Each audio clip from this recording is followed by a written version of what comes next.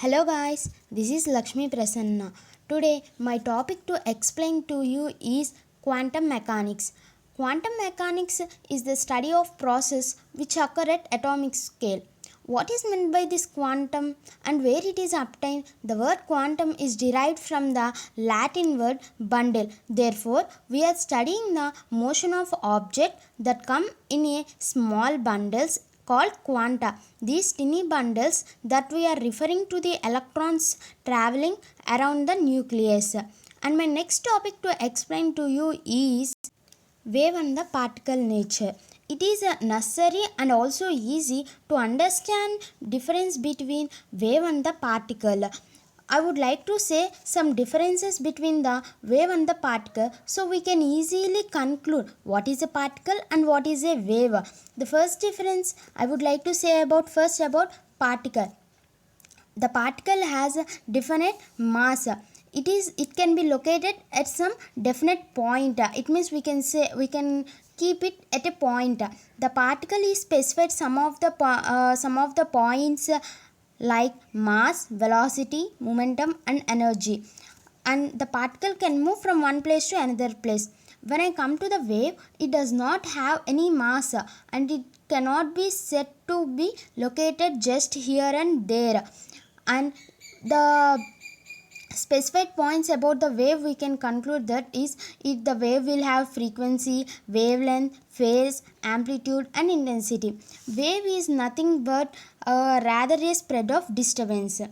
Okay, when I come to another point, radiation, the radiation will have both wave and the particle nature. How can we conclude that? So, radiation, including visible rays and infrared rays, X-rays, behave as a waves in experiment based on the interference and diffraction.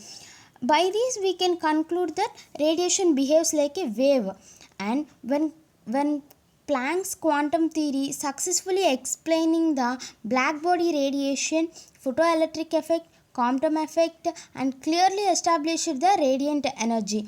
It is interaction with matter behaves though it consists of corpuscles. By this we can conclude that the radiation behaves like a particle. By these 2 points we can conclude that radiation behaves like a wave and the radiation behaves like a particle. But the important point is here it should be reminded that the radiation cannot exhibit its particle and the wave properties simultaneously.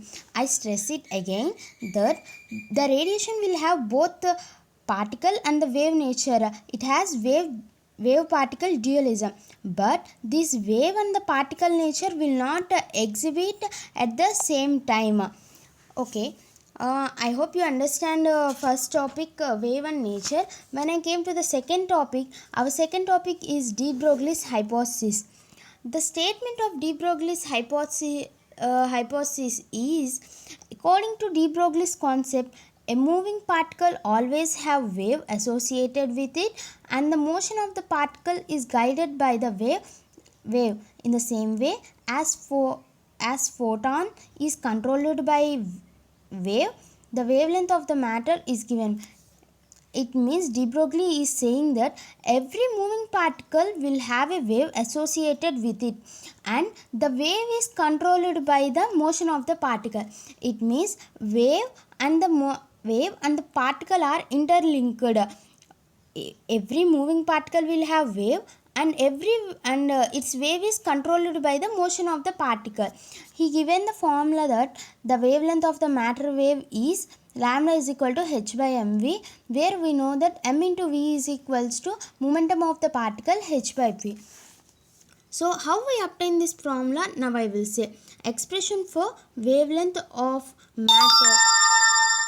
Expression for wavelength for matter wave, de Broglie's wavelength. So when I first take in that we have that when by applying Planck's relation we will get E is equal to h mu, and by taking Einstein mass energy relation E is equals to mc square. When I equate both, h mu is equal to mc square. So I know that since momentum of photon p is equals to mc, where c is the velocity, so p is equals to mv, we know that momentum. So when I substitute in above equation, I can write mc square as mc into c. In the place of mc, I will write the p. So it will become h mu is equal to pc. And in a further step, I will convert c is equal to v lambda. In place of c, I will keep v lambda. So we know that in both left hand side and right hand side, I can cancel v. So when I the final expression I want is wavelength. So keeping the wavelength at one side and taking the remaining terms all to the other side, we will get lambda is equal to h by p. This is the expression obtained by the de Broglie for wavelength. This de Broglie wavelength can be explained in other ways also. The first way is if the particle is accelerated through the kinetic energy Ek. We know that Ek means kinetic energy is equal to half mv square. So I am multiplying and dividing with m. In the numerator, I will get m square v square. So I can write p square by 2m. So I will obtain the momentum as p is equal to root 2 m ek. Now the obtained value p, I will substitute in the de Broglie's formula. Lambda is equal to h by p. So lambda is equal to h by, we obtain the p value as root of 2m ek. And the second one is if the particle is accelerated with the help of electrostatic energy, then the kinetic energy can be given Ek is equals to Qv. Our well-known formula Ek is equals to Qv, where V is the accelerating potential. Now the momentum of the particle, it means as in the first case, first we should find the momentum. Simply we are substituting the Ek. Ek is equal to Qv in p value at the place of Ek. So we will get p is equal to root 2 m Qv. The obtained p value we are substituting in lambda is equals to h by p. We will get lambda is equal to h by root 2 m Qv. And when coming to the third case, when particle is accelerated with the help of thermal energy, then its kinetic energy will be given as Ek is equals to 3 by 2 kT.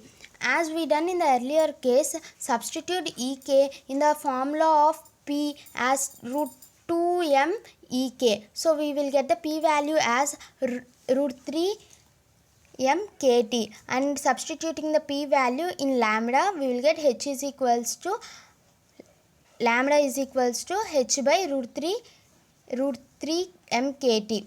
And this will be enough for different expressions of de Broglie, for different wavelengths of de Broglie. And when I am coming to the third property, the third topic of our lesson, that is properties of matter waves. In earlier we have learned what is matter waves, and now I would like to say that what are the properties of matter waves. Here are some of the following properties of matter waves. Lighter is the first one is lighter is the particle, greater is the wavelength associated with it. If the particle is lighter, then it will have the greater wavelength with it. And the second one is smaller is the velocity of the particle, greater is the wavelength associated with it. It means if the velocity is smaller, then also it will have the greater wavelength with it. And when I am coming to the third property, when V is equal to 0 and lambda is equals to infinity, the wave becomes indeterminate. We can't determine it where it is. And the vice versa, if V is infinity and lambda is equal to 0, this shows that matter waves are generated by the motion of particles. These waves are produced whether, here it is saying that these waves are producing if the particle is charged or if they are also not charged. It means if whether the particle is charged or whether the particle is not charged also, these waves are producing. This fact, the point that I stressed reveals that these are not electromagnetic waves but are a kind of new waves, because electromagnetic waves are produced only by the motion of the charged particles. And when I come to the fourth point, velocity of matter waves depend on the velocity of the matter particle. It is not constant, while it means the velocity of the electromagnetic waves are constant, but velocity of matter waves depend upon the velocity of matter particle. It means with how much velocity the matter particle will move, that much velocity the matter waves will have. And when I am coming to the fifth point, the velocity of matter waves is greater than the velocity of the light. The velocity of the matter waves will have greater than the velocity of light. This we can experimentally proved by an equation that we know that E is equal to h mu and E is equals to mc square. When I equate both, h mu is equal to mc square and mu is equals to mc square by h, and we know that wave velocity is given by omega is equal to v into lambda. Now when I substitute that mu is equals to mc square by h as in the above equation and lambda is equals to h by mv, we will get omega is equals to c square by v. As particle velocity cannot exceed c means velocity of light, hence omega is greater than the velocity of light. And when I coming to the sixth point,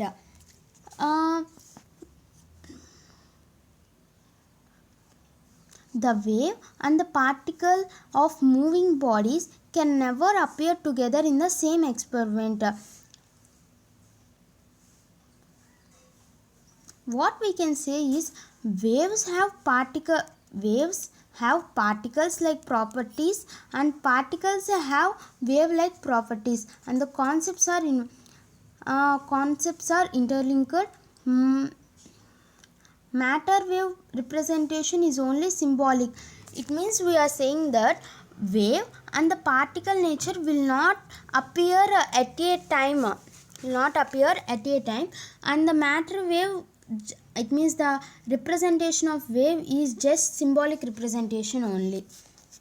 And when I am coming to the seventh point, the wave nature of matter introduces an uncertainty in the location of position of particle, because a wave cannot be exactly at this point or at that point. However, where the wave is large, it means where the wave is strong, there is a good chance of finding particle, while where the wave is small, it means where the wave is weak, there is a very small chance of finding the particle.